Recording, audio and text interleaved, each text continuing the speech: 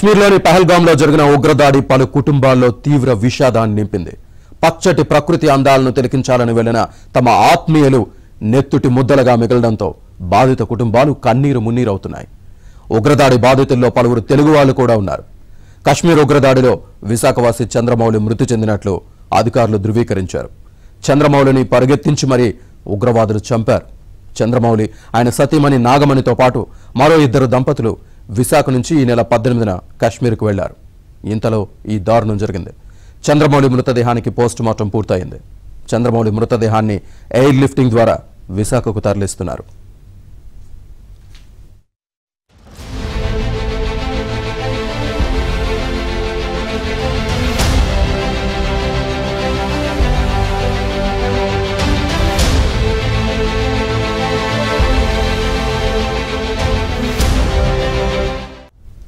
ఇక పహల్గామ్ ఉగ్ర దాడిలో హైదరాబాద్కు చెందిన వ్యక్తి మృతి చెందారు. ఇంటెలిజెన్స్ బ్యూరో ఉద్యోగి మనీష్ రంజన్ కుటుంబ సభ్యులతో కలిసి కశ్మీర్ పర్యటనకు వెళ్లారు. బైసారన్ పర్యటనలో ఉండగా ఉగ్రవాదులు జరిపిన కాల్పుల్లో ఆయన మృతి చెందినట్లు అధికారులు ధృవీకరించారు.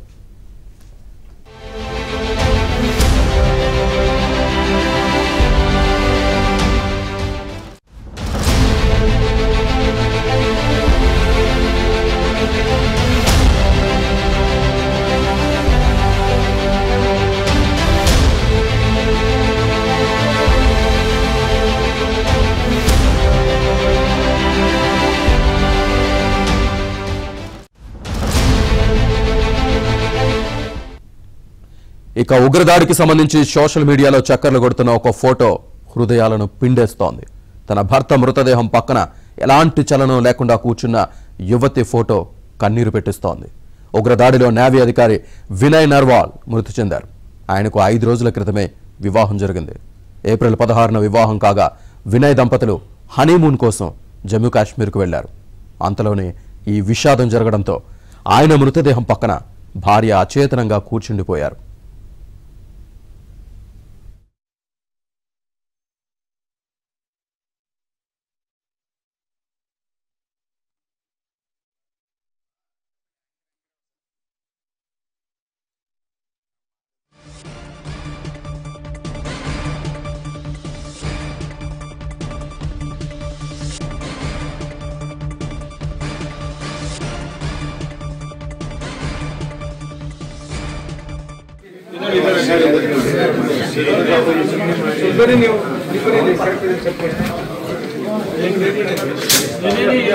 आराम सर